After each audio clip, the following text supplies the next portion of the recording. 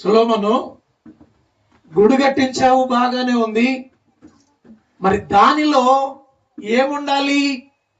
బాగా విచిత్రంగా ఎక్కువ పొడవు పెట్టి, ఎక్కువ వెడల్పు పెట్టి, మీ కష్టార్జితాన్నంతా తీసుకొచ్చి, వెండి బంగారము ఎత్తడులన్నిటిని తీసుకొచ్చి గుడి కట్టించారు. బాగుంది.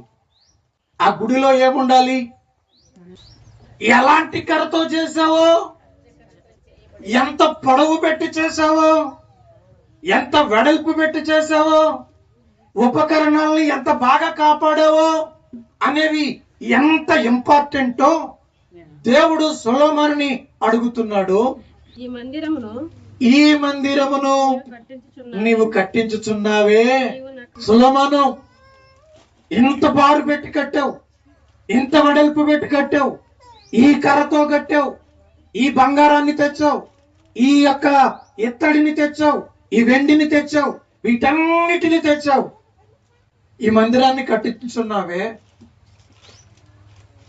నీవు నా కట్టడలను న్యాయ విధులను అనుసరించి నడుచుకొనుచు నేను నియమించిన ఆజ్ఞలన్నిటినీ గైకొనిన ఎడలా.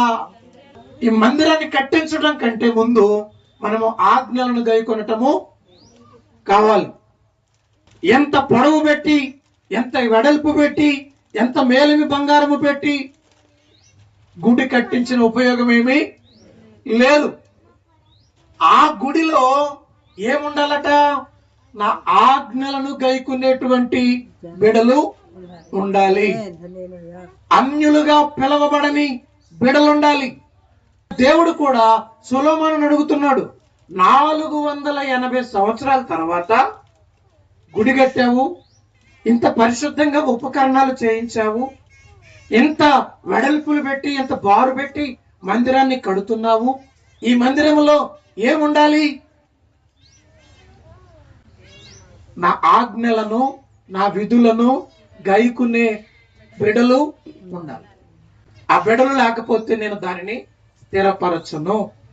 ఈ మందిరమును నీవు కట్టించుచున్నావే, నీవు నా కట్టడలను న్యాయ విధులను అనుసరించి నడుచు కొనుచు నేను నియమించిన ఆజ్ఞలన్నిటినీ గైకొనిన ఎడల నీ తండ్రి అయిన దావీదుతో నేను చేసిన వాగ్దానమును నీ పక్షముగా స్థిరపరచెదను.